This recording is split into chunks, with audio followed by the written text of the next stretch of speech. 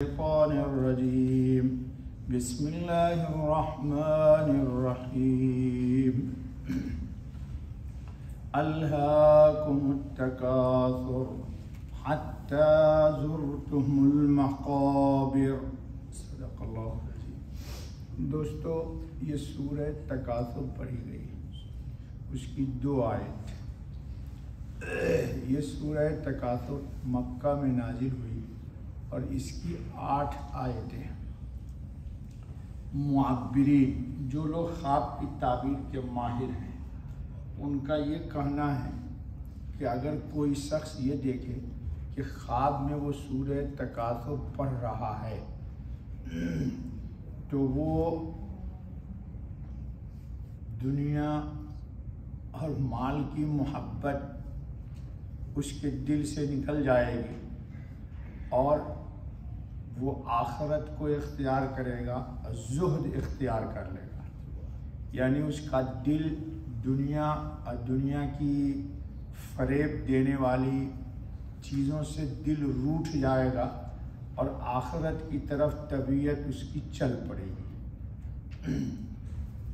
دیکھو دوستو، ہر صورت، ہر آیت کے کچھ خواص ہیں، تو اس صورت کے خواص میں وہی ہے، کیونکہ اس صورت میں اللہ رب العالمین ابتدائی کلام کی اس طرح فرما رہے ہیں کہ الہاکم التکاثر، ترجمہ ہے غفلت میں رکھا تم کو۔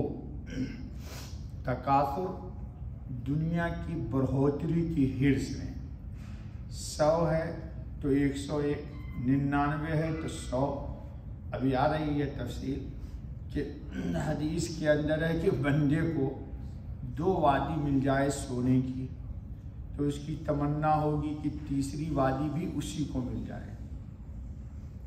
ہمارے حضرت خاتم النبی صلی اللہ علیہ وسلم نے فرمایا کہ دنیا کی حرص یا دنیا کی طلب یہ کبھی بھی ختم نہیں ہوتی۔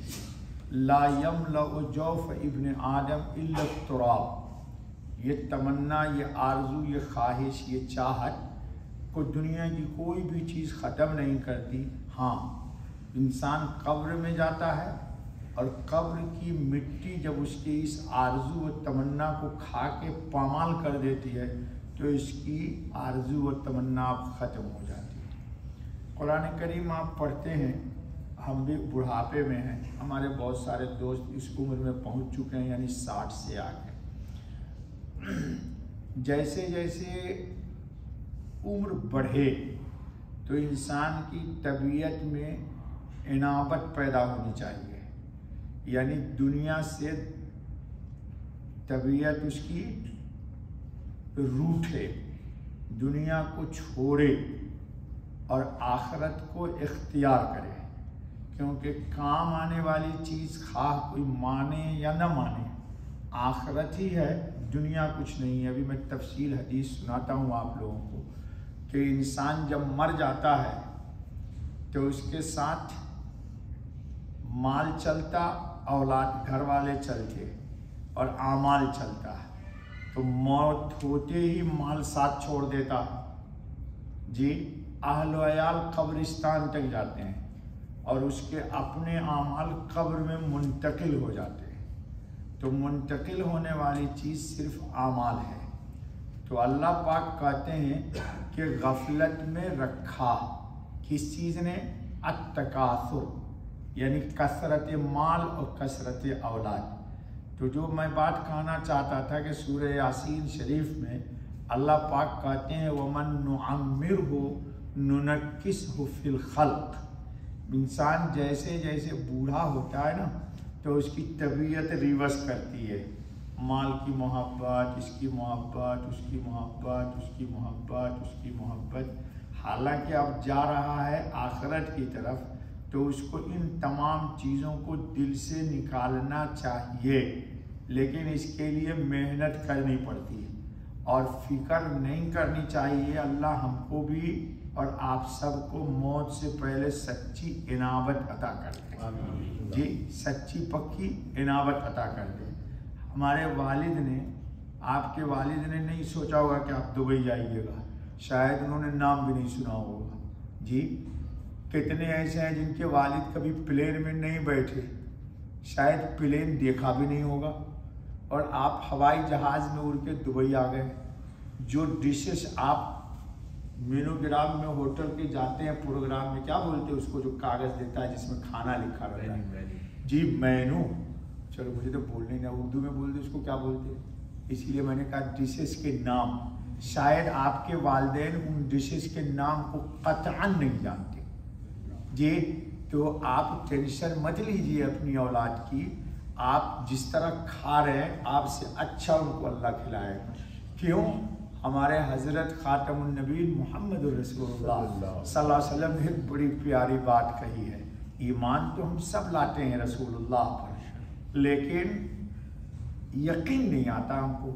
حضور نے فرمایا کہ روز بروز آنے والی دنیا قیامت تک انواع و اقسام کی زیب و زینت کے ساتھ ہر چیز کو مزین کر کے ملے گی لوگوں کو۔ جی اب مل رہی ہے۔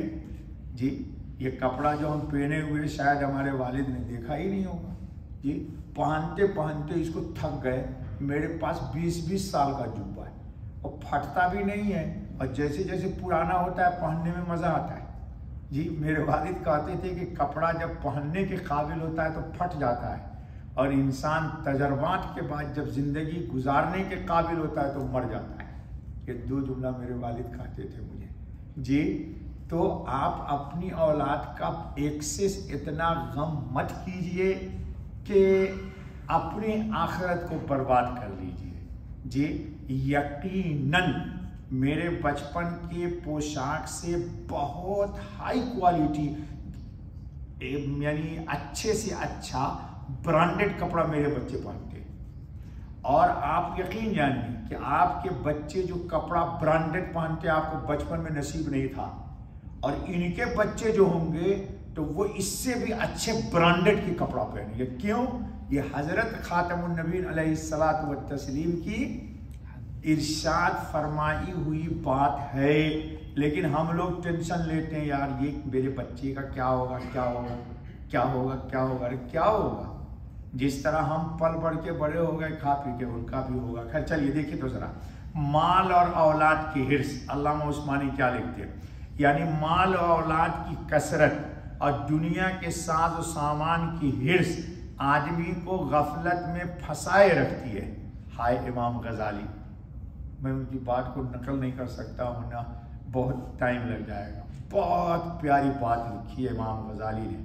نہ مالک کا دھیان آنے دیتی ہے کیا چیزیں، نہ آخرت کی فکر، بس شب و روز یہی دھن لگی رہتی ہے کہ جس طرح بن پڑے مال و دولت کی بہتات ہو، اور میرا کنبا اور جتھا سب کنبوں اور جتھوں سے غالب رہے۔ یہ پردہ غفلت کا نہیں اٹھتا یہاں تک کہ موت آ جاتی ہے۔ انسان اسی چکر میں لگا رہتا ہے، 9 اور 2 11، اور 11 ہوتے ہوتے پھر 11 نمبر سے ہم بھی چلے جاتے ہیں۔ 11 نمبر سمجھتے ہو؟ 2 ٹانگ۔ تب قبر میں پہنچ کر پتہ لگتا ہے کہ سخت غفلت بھول میں پڑے ہوئے تھے، محض چند روز کی چہل پہل تھی، موت کے بعد وہ سب سامان ہیچ بلکہ وبال جان ہے۔ قبر میں جانے کے بعد انسان کو پتہ چلتا ہے کہ جو چیز ہم جمع کر کے وہاں آ گئے وہ وبال جان ہے۔ کیسے؟ اللہ نہ کرے، اللہ نہ کرے۔ اولاد نیک ہے تو ٹھیک ہے، آج کل تو نیک اولاد بہت مشکل ہے بابا۔ مال مل گئی بچے کو تو بچہ مال کی وہ واہی تباہی مچاتا ہے باپ کے کہ باپ نے کبھی زندگی میں نہیں سوچا تھا۔ جی ہمارے نگاہوں میں بہت مثالیں ہیں اس کی۔ بعض روایت میں آیا ہے، یہ سنو یہ آیت کیسے نازل ہوئی، کہ ایک مرتبہ 2 قبیلے اپنے اپنے جتھے یعنی جماعت اور کمیونٹی کی کثرت پر فرق کر رہے تھے۔ جب مقابلہ کے وقت ایک کے آدمی دوسرے سے کم رہے تو اس نے کہا کہ ہمارے اتنے آدمی لڑائی میں بھی مارے جا چکے ہیں، یعنی مردے پر بھی اب فخر کیا کہ ہمارا جتھا زیادہ ہے، چل کر قبریں شمار کر لو۔ تو زندہ رہے، مردہ پر بھی فخر کرنے لگے کہ چلو قبرستان میں دیکھو میرے خاندان کا یہ ہے یہ ہے یہ ہے، یہ وہاں گنتی کرایا۔ وہاں پتہ لگے گا کہ ہمارا جتھا اور ہماری جماعت تم سے کتنا زیادہ ہے اور ہم میں کیسے کیسے نامور گزر چکے ہیں۔ یہ کہہ کر قبر شمار کرنے لگے۔ اس جہالت و غفلت پر متنبہ کرنے کے لیے اللہ رب العزت نے یہ سورت نازل فرمائی۔ کہا کہ اچھا کثرت پر تم اتنا فخر کرتے ہو، حتیٰ زرتم المقابر، یہاں تک کہ جا دیکھیں قبریں۔ سنو، نبی پاک حضرت خاتم النبیین علیہ الصلوۃ والتسلیم نے ارشاد فرمایا کہ حضور ایک دفعہ یہ فرمایا کہ کیوں نہیں تم لوگ ہر دن میں 1000 آیتیں پڑھ لیتے ہو۔ لوگوں نے عرض کیا کہ یا رسول اللہ صلی اللہ علیہ وسلم ہر روز کوئی شخص 1000 آیتیں کس طرح پڑھ سکے گا؟ ہمارے حضرت خاتم النبیین علیہ الصلوۃ والتسلیم نے فرمایا کیا تم سورہ الہاکم التکاثر نہیں پڑھ سکتے؟ کہا اس سورت کو پڑھ لو تو کتنا گویا کہ تم نے پڑھ لیا؟ 1000۔ آج سے معمول بنا لیجئے دوستو کہ سونے سے پہلے جو معمولات ہیں آپ کے قرآن پڑھنے کے، جیسے سورہ ملک، الف لام میم سجدہ، سورہ واقعہ، سورہ بقرہ کی پہلی 5 آیت، آیت الکرسی سے ہم فیہا خالدون تک 3 آیت، اور 3 آیت للہ ما فی السماوات سے فانصرنا علی القوم الکافرین تک۔ اس میں ایک سورت یہ بھی ملا دیجیے، سورہ تکاثر، سورہ اور ترجمے کے ساتھ اگر پڑھیے گا تو فکر آخرت موت کے وقت اگر رہی اور اسی رات رخصت ہو گئے تو الحمدللہ دنیا کی محبت میں نہیں مریں گے۔ ابن آدم کی حرص، اب ذرا سنیے، نبی اکرم صلی اللہ علیہ وسلم کی مجلس میں ایک صحابی حاضر ہوئے تو آپ صلی اللہ علیہ وسلم سورہ تکاثر پڑھ رہے تھے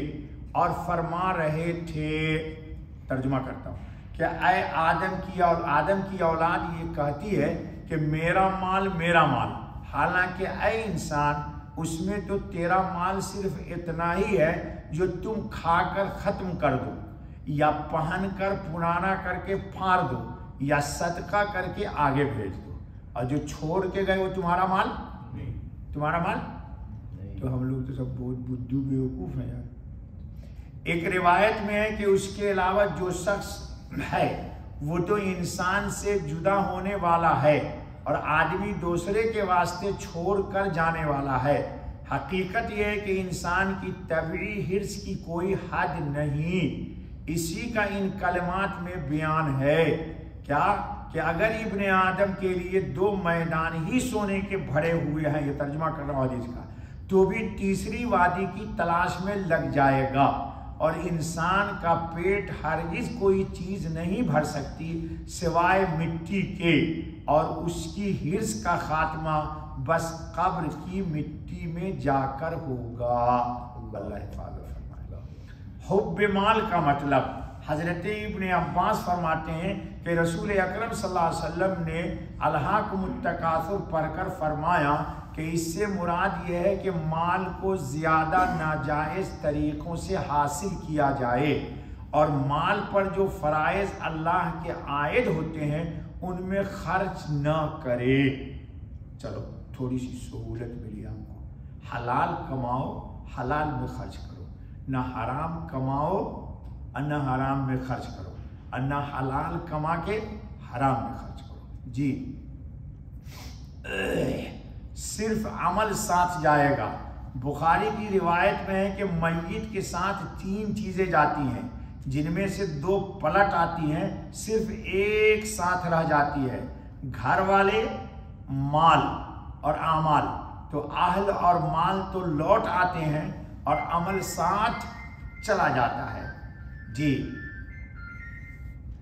مسند احمد کی روایت میں ہے کہ ابن آدم بوڑھا ہو جاتا ہے لیکن 2 چیزیں اس کے ساتھ باقی رہ جاتی ہے، یعنی لالچ اور امنگ۔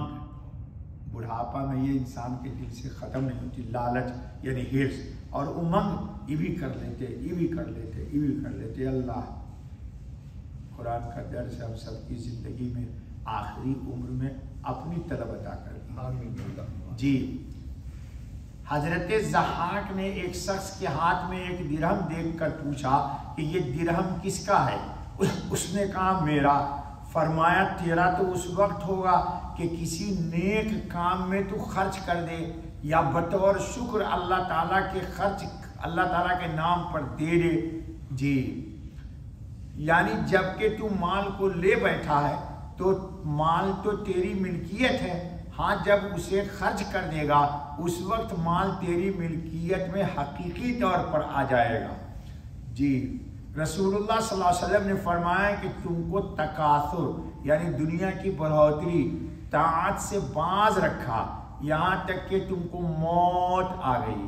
اللہ رب العالمین ہم سب کے دل کو اپنی یاد کے لیے فارغ کر دے، دنیا میں کسی کے محتاج نہ کرے۔ دیکھو میں ایک دعا مانگتا ہوں ہمیشہ، آپ کو بھی سکھاتا ہوں، یا اللہ ذلت اور قلت سے بچا۔